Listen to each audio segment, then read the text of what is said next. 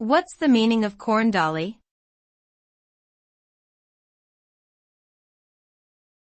Corn dolly.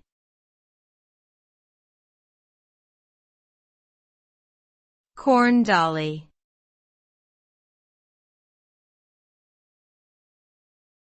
Corn dolly.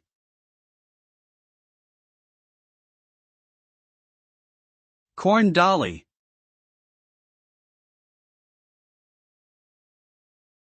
A corn dolly is a traditional figure or decoration made from straw or other plant materials. It has a long history in European agriculture as a symbol of the harvest and is often used in rituals or ceremonies to ensure a good crop for the following year.